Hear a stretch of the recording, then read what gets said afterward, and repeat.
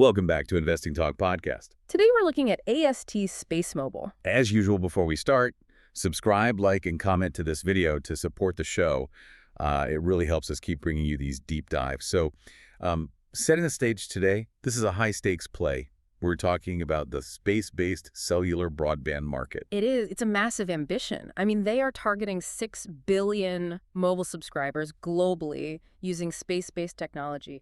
6 billion. Which sounds incredible on paper. Right. Connecting the whole world. Exactly. But we got to look at the immediate financial reality here because, well, the company just executed a massive $1 billion financing move, and it completely shook the stock price. It did. It sent a shockwave through the market. So the real question for you listening is this a buying opportunity created by market panic?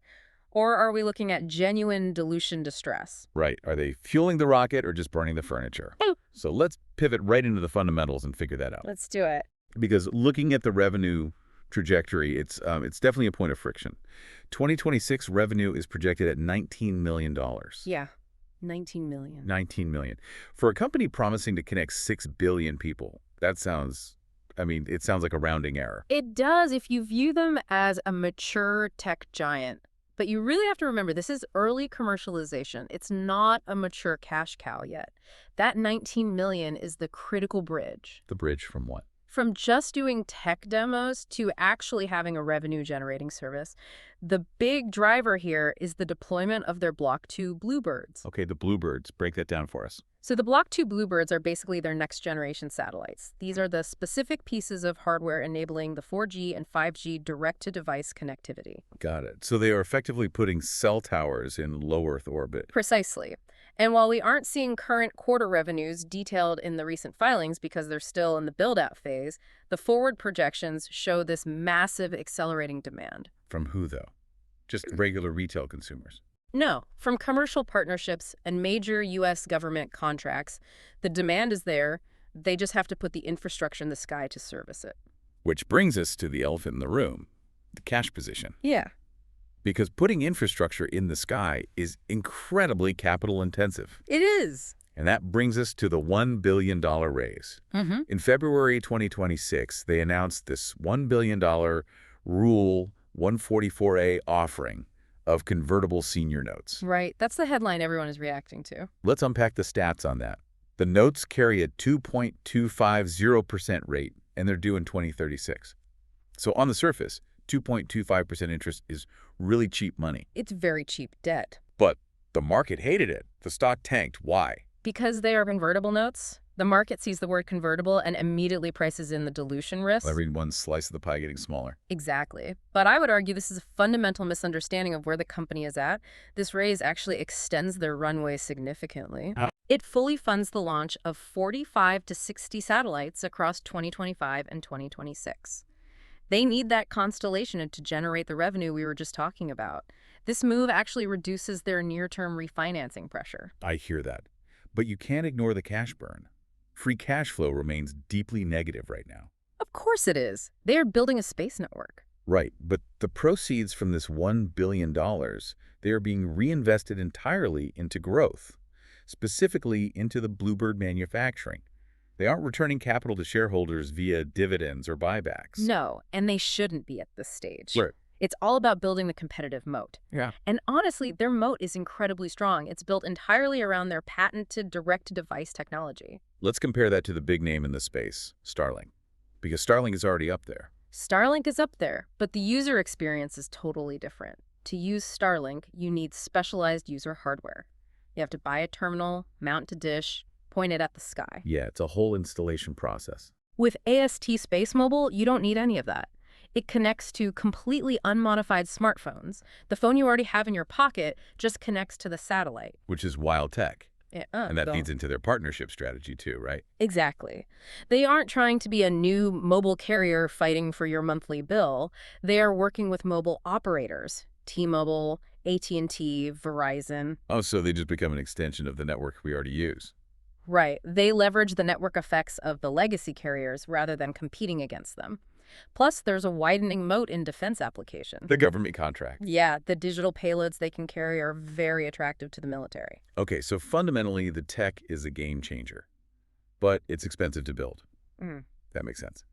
Let's transition to the technicals and look at the charts, because the price action tells a very stressed out story. It's been a rough patch, undeniably. I mean, the immediate market reaction to that $1 billion announcement was brutal. Shares retreated, down 14.3% right off the bat. Yeah. And we have to view this in context, right? Yeah.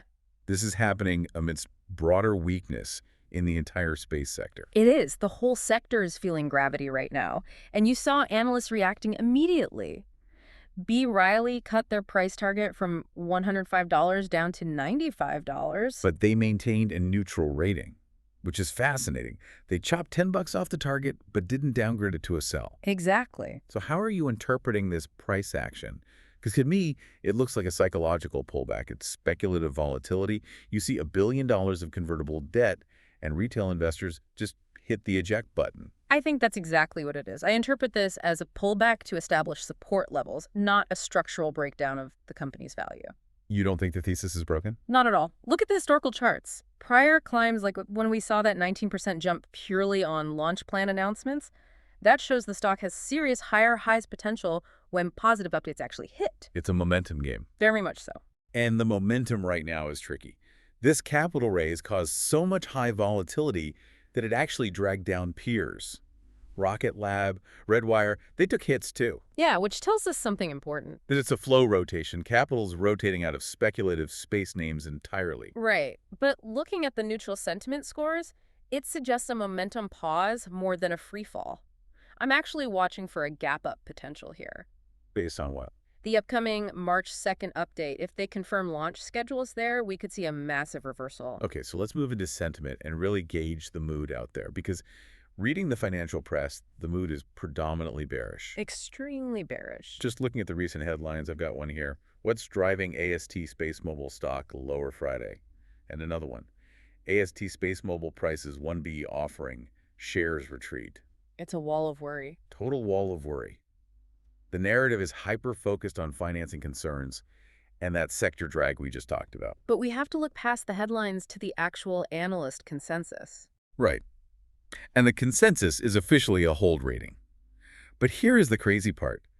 The consensus price target for 2026, based on 7 different analysts, is $59.37. Right. But B. Riley is sitting up there at $95. That is a massive discrepancy. It is, and it shows you how difficult it is to model a company creating a totally new market. Some analysts are pricing in the dilution heavily, while others are weighting the sheer size of the 6 billion user addressable market. What about institutional flow? Are the big funds buying this dip? Interestingly, no. There is no recent cluster buying on the Form 4s. We aren't seeing insider accumulation. No 13F accumulation either. Nope. It seems like institutional investors are strictly in wait-and-see mode. They're waiting for March 2nd. Exactly. They want that Q&A. Though there are some rumors floating around that could serve as catalysts. What kind of rumors? Unconfirmed speculation about potential new mobile operator agreements. And, maybe more importantly, U.S. government pilots. Oh, like classified stuff. Potentially.